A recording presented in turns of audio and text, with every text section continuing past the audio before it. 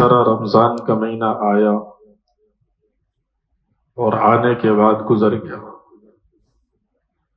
یعنی اب ہم یہ کہتے ہیں کہ رمضان کا مہینہ مکمل ہونے میں صرف ایک ہفتہ باقی ہے، بس ایک ہفتے کے بعد رمضان چلا جائے گا اور شوال کا اور عید کا مہینہ آ جائے گا۔ کتنا تیزی سے آیا اور کتنا تیزی سے اختتام کی طرف چلا گیا، پتہ ہی نہیں چلا کہ ہم انتظار کر رہے تھے کہ شعبان کی 15 تاریخ ہے، کچھ دنوں کے بعد رمضان کا مہینہ آنے والا ہے، روزے کی تیاری کی، تراویح میں پہلا پارہ پڑا اور پتہ ہی نہیں چلا کہ بس آخری عشرہ شروع ہو گیا اور چند دن باقی ہیں اور ہم کہتے ہیں رمضان کا مہینہ ختم۔ جس طرح یہ رمضان کا مہینہ تیزی کے ساتھ مکمل ہو گیا اور اختتام پذیر ہو رہا ہے، چند دن باقی ہیں، بالکل اسی طرح ہماری زندگی بھی تیزی کے ساتھ ختم ہو رہی ہے۔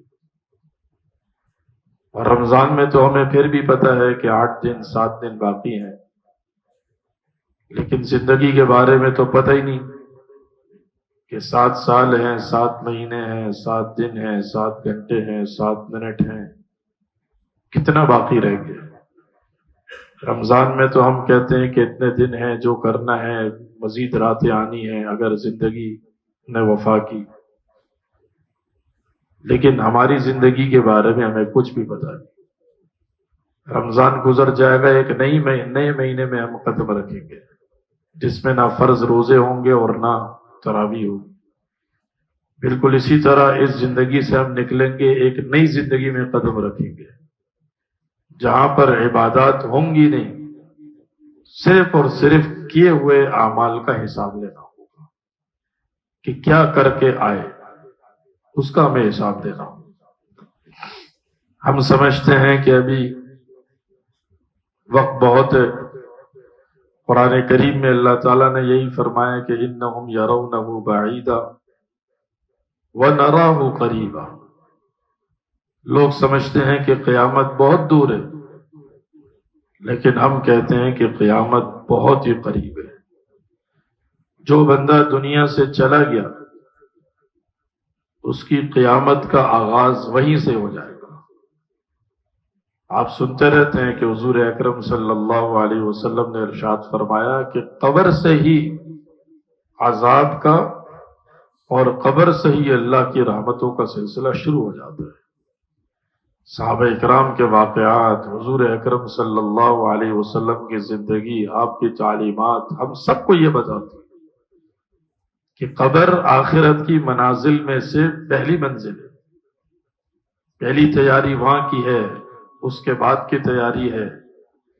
یہی تیاری کے لیے اللہ تعالیٰ نے ہمیں چند روزہ زندگی اور زندگی میں اعمال کے حساب سے بہت آگے بڑھنے کے لیے چند لمحات، چند راتیں، چند دن، چند مہینے اللہ تعالیٰ نے ہمیں عطا فرمائے ہیں، اس کو بالکل ضائع نہیں کرنا چاہیے۔ حضور اکرم صلی اللہ علیہ وسلم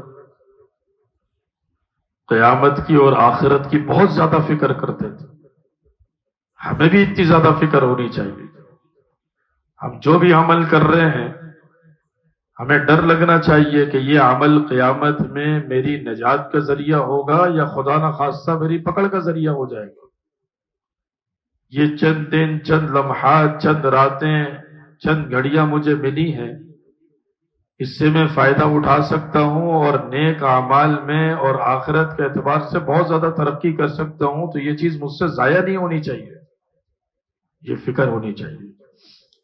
حضور اکرم صلی اللہ علیہ وسلم نے ایک مرتبہ حضرت عبداللہ ابن مسعود رضی اللہ تعالیٰ عنہ کو بلایا اور فرمایا کہ مجھے قرآن سناؤ۔ قرآن سننے کا اپنا مزہ ہے، پڑھنے کا اپنا مزہ ہے۔ جس طرح پڑھنا ثواب ہے، سننا بھی ثواب ہے۔ جس طرح پڑھنے سے ایمان تازہ ہو جاتا ہے، سننے سے بھی ایمان تازہ ہو جاتا ہے۔ حضرت عبداللہ بن مسعود فرماتے ہیں کہ اللہ کے رسول، آپ پر تو قرآن نازل ہوا ہے، میں آپ کو سناؤں؟ تو حضور اکرم صلی اللہ علیہ وسلم نے فرمایا کہ جی، جس طرح میں قرآن پڑھنا پسند کرتا ہوں، میں قرآن سننا بھی چاہتا ہوں۔ حضرت عبداللہ بن مسعود فرماتے ہیں میں نے سنانا شروع کیا، سورۃ النساء پڑھ رہا تھا، پڑھتا رہا، جب اس آیت پر پہنچا کہ فَكَيْفَ إِذَا جِئْنَا مِنْ كُلِّ أُمَّةٍ بِشَهِيدٍ وَجِئْنَا بِكَ عَلَى هَؤُلَاءِ شَهِيدًا، کہ قیامت کا وہ کیسا منظر ہوگا کہ ہر امت سے ہم ایک گواہ کھڑا کریں گے اور ان سب گواہوں پر آپ کو گواہ بنا کر لائیں گے۔ حضرت عبداللہ بن مسعود فرماتے ہیں کہ نیچے منہ کر کے تلاوت کر رہا تھا، جب اس آیت پر پہنچا تو مجھے کچھ محسوس ہوا۔ میں نے جیسے ہی سر اٹھایا، میں نے دیکھا حضور اکرم صلی اللہ علیہ وسلم کے آنسو بہہ رہے تھے۔ آپ صلی اللہ علیہ وسلم قرآن کریم کی اس آیت کو سن کر زار و قطار رو رہے تھے۔ قیامت کے مناظر حضور اکرم صلی اللہ علیہ وسلم کے سامنے جب آتے تھے، حضور اکرم صلی اللہ علیہ وسلم بہت فکر مند ہو جاتے تھے، اس لیے کہ یہ عام مناظر تو نہیں ہے۔ دیکھیں، ایک ماں جو ہے نا اپنے بچے سے بہت محبت کرتی ہے، بہت زیادہ۔ حضور اکرم صلی اللہ علیہ وسلم کے زمانے میں بھی ایسا ہوا تھا کہ ایک ماں سے بچہ گم ہو گیا۔ اب وہ پریشان، کبھی یہاں بھاگتی ہے، کبھی وہاں بھاگتی ہے، کبھی وہاں بھاگتی ہے، کبھی وہاں بھاگتی ہے، نیندیں اڑ گئی۔ کوئی منظر خدا نہ خواستہ کسی کے ساتھ ایسا ہو جائے، کسی رش کی جگہ میں بچے کا ہاتھ چھوٹ جائے، بچہ بول نہ سکتا، وہ آگے پیچھے ہو جائے تو ماں کا کیا حال ہو جائے گا۔ تو آپ صلی اللہ علیہ وسلم نے صحابہ اکرام کو فوراً متوجہ کیا اور کہا دیکھو اس ماں کی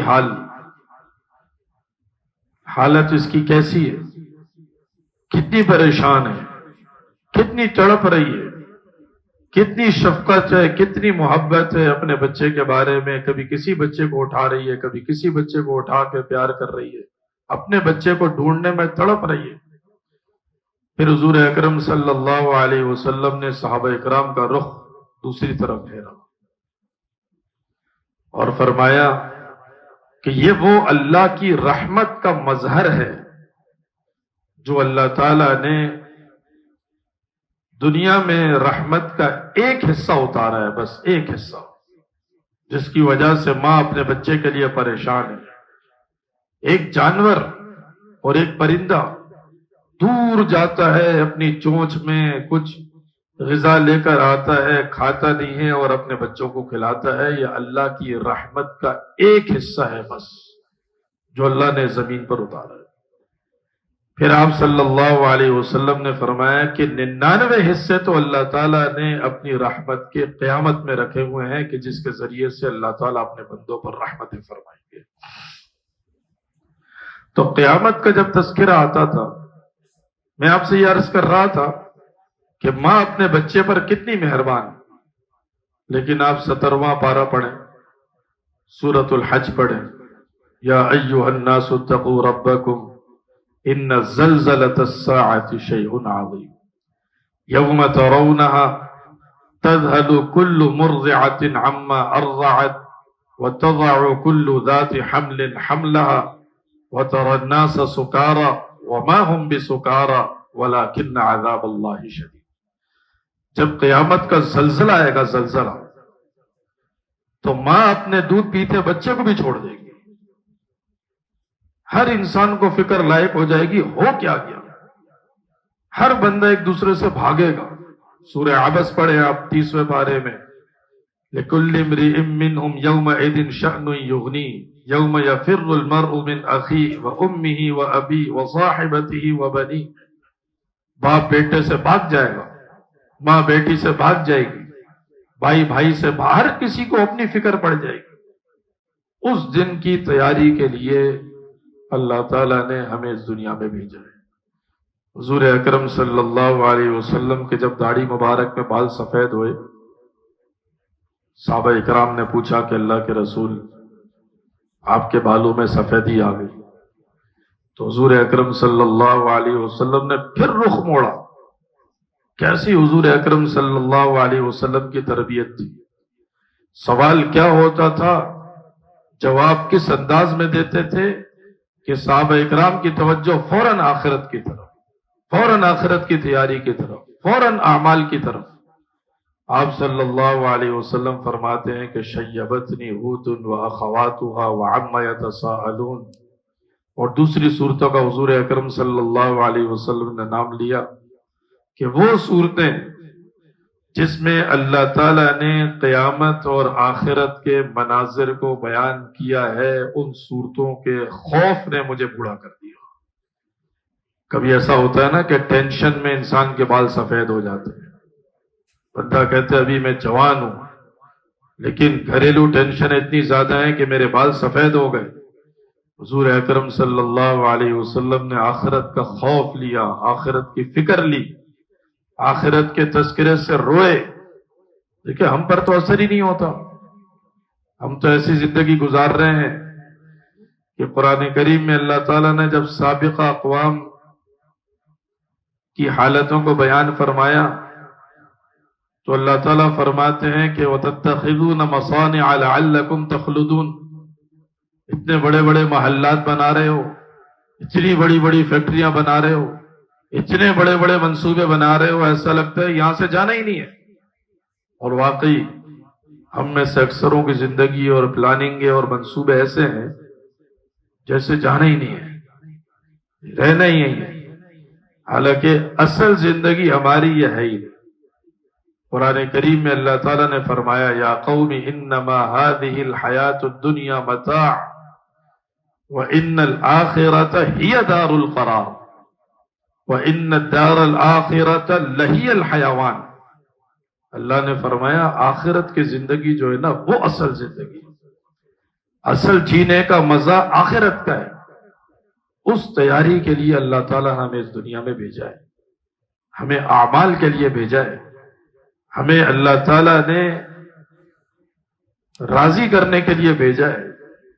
حضور اکرم صلی اللہ علیہ وسلم کے فرامین پر چلنے کے لیے بھیجا ہے۔ غالباً حضرت عبداللہ ابن عمر رضی اللہ تعالیٰ عنہ فرماتے ہیں کہ ایک مرتبہ حضور اکرم صلی اللہ علیہ وسلم قرآن کریم کی تلاوت فرما رہے تھے، حضرت ابراہیم علیہ السلام والا واقعہ پڑھا، ربی انہن اضللن کثیرا من الناس، کہ اللہ ان بتوں نے تو بہت لوگوں کو گمراہ کر دیا۔ ابراہیم علیہ السلام کہہ رہے ہیں اللہ تعالیٰ سے فمن تبعنی فإنہ منی ومن عصانی فإنک غفور رحیم، یا اللہ جو میری مان کر چلے گا وہ تو میرا ہے، اور یا اللہ جو میری نافرمانی کرے گا میں کیا کروں؟ یا اللہ پھر آپ دیکھ لیں، آپ غفور الرحیم ہیں، آپ معاف کر دینا۔ یہ آیت پڑھنے کے بعد حضرت عیسیٰ علیہ السلام والی آیت پڑھی، ان تعذبہم فإنہم عبادک وإن تغفر لهم فإنک انت العزیز الحکیم، یا اللہ اگر میرے بندے ہیں، میری قوم کے لوگ ہیں، اگر آپ عذاب دینا چاہتے ہیں تو یا اللہ آپ کے بندے ہیں، آپ عذاب دے سکتے ہیں، آپ سے کون پوچھنے والا ہے، لیکن یا اللہ اگر آپ معاف کر دیں گے تو آپ بڑے غالب اور بڑے حکمت والے ہیں۔ یہ آیتیں حضور اکرم صلی اللہ علیہ وسلم پڑھ رہے ہیں کہ ابراہیم کو اپنی امت یاد آ رہی ہے، حضرت عیسیٰ علیہ السلام کو اپنی امت یاد آ رہی ہے، حضور اکرم صلی اللہ علیہ وسلم کو اپنی امت یاد آ گئی۔ حضور اکرم صلی اللہ علیہ وسلم وہاں روئے۔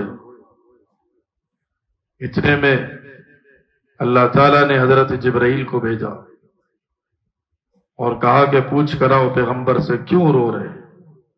حضرت جبرائیل آتے ہیں اور کہتے ہیں کہ اللہ کے رسول، اللہ تعالیٰ پوچھتے ہیں کیوں رو رہے ہیں؟ حضور اکرم صلی اللہ علیہ وسلم فرماتے ہیں کہ مجھے میری امت کا غم ہے، مجھے میری امت کی فکر ہے۔ حضرت جبرائیل اللہ تعالیٰ سے عرض کرتے ہیں، اللہ تعالیٰ فرماتے ہیں کہ پیغمبر سے کہہ دو وَلَسَوْفَ يُعْطِيكَ رَبُّكَ فَتَرْضَىٰ، اللہ تعالیٰ آپ کو اتنا دے گا، اتنا دے گا، اتنا دے گا کہ اللہ آپ کو خوش کر دے گا۔ تو اس لیے ہمیں یہ دنیا کی زندگی ایک نظریے کے ساتھ، ایک فکر کے ساتھ، ایک مقصد کے ساتھ گزارنی چاہیے۔ وہ مقصد صرف یہ نہ ہو کہ ہماری دنیا کیسے بن جائے، ہمارے بچوں کا مستقبل اس دنیا میں کیسے اچھا ہو جائے، ہماری دکانیں کیسے بن جائیں، ہمارے بڑے بڑے محلات کیسے بن جائیں، یہ سب اپنی جگہ، لیکن اس سے بڑھ کر جو فکر ہے وہ یہ ہے کہ ہمارا دین کیسے اچھا ہو جائے۔ اب حضور اکرم صلی اللہ علیہ وسلم تو قرآن کریم پڑھتے تھے نا، آپ صلی اللہ علیہ وسلم روتے جاتے تھے۔ یہ تو چند مثالیں، آپ صحابہ اکرام کی تاریخ اور واقعات تو پڑھیں۔ حضرت ابوبکر صدیق رضی اللہ تعالیٰ عنہ جب قرآن پڑھتے تھے دنیا سننے کے لیے آتی تھی، لوگ جمع ہو جاتے تھے۔ حضرت عائشہ فرماتی ہے رحم دل تھے، ابوبکر قرآن پڑھتے جاتے تھے، روتے چلے جاتے تھے، لوگ سن کر لطف اندوز ہوتے۔ لیکن دیکھیں بد نصیبی ہے نا کہ اللہ تعالیٰ نے ہماری ہدایت کے لیے قرآن بھیجا اور ہمیں سمجھ ہی نہیں آ رہا کہ قرآن کریم میں اللہ تعالیٰ فرما کیا رہے ہیں۔ اور ایسا بھی نہیں ہے کہ قرآن کریم بہت مشکل کتاب ہے، اگر یہ مشکل کتاب ہوتی تو دنیا میں ختم ہو جاتی۔ لوگوں نے بڑی کوششیں کی تھی، انگریزوں نے کوششیں کی تھی، غیر مسلموں نے کوششیں کی تھی کہ قرآن کریم کے سارے نسخے جمع کر لیے جائیں اور سارے نسخے جمع کر کے غائب کر دیے جائیں اور قرآن کریم کا حال وہی کر دیا جائے کہ کسی کو پتہ ہی نہ ہو کہ قرآن کریم کی تعلیمات کیا ہے۔ ایسے منصوبے والے لوگ ایک جگہ پہنچ گئے، 20 30 40 بچوں کی کلاس لگی ہوئی تھی، انہوں نے کہا سارے قرآن کریم کے نسخے جمع کرا دو۔ استاد نے کہا کیوں کرا دو؟ بولا ہم قرآن کریم کو ختم کرنا چاہتے ہیں۔ کہا قرآن کریم ختم ہو کیسے سکتا ہے؟ یہ 30 40 بچے بیٹھے ہوئے ہیں، ایک قرآن کریم کا نسخہ اپنے ہاتھ میں لے لو، کوئی ایک آیت پڑھ لو اور چھوٹے سے بچے سے کہہ دو کہ یہاں سے آگے پڑھنا شروع کر دو، بچہ وہاں سے آگے پڑھنا شروع کرے گا، پورا قرآن کریم ختم کر دے گا اور اس کی غلطی بھی نہیں آئے گی۔ لوگ کی آنکھیں کھل گئی کہ یہ اللہ کا کلام ہے، اس کو دنیا کی کوئی طاقت ختم نہیں کر سکتی۔ ختم تو درکنار، اس میں رتی برابر تبدیلی نہیں کر سکتے، اس کے معنی میں تبدیلی نہیں کر سکتے، مفاہیم میں تبدیلی نہیں کر سکتے، زبر زیر پیش کو نہیں بدل سکتے، جہاں بسم اللہ نہیں ہے وہاں بسم اللہ نہیں لکھ سکتے۔ تو دنیا نے ہار مان لی کہ واقعی تو یہ ایک اللہ تعالیٰ کی محفوظ ترین اور آسان ترین کتاب ہے، اور اس کا آسان ہونا خود اللہ تعالیٰ نے فرمایا وَلَقَدْ يَسَّرْنَا الْقُرْآنَ لِلذِّكْرِ فَهَلْ مِن مُدَّكِرٍ۔ دعوت عام اللہ نے دی کہ ہم نے تو آسان کر دیا ہے، کوئی سمجھنے والا ہونا چاہیے، بس ہم سمجھنے والے بن جائیں۔ قرآن کیسے سمجھ میں نہیں آئے گا؟ بالکل سمجھ میں آئے گا، تھوڑی سی کوشش، تھوڑی سی فکر، تھوڑی سی طلب چاہیے۔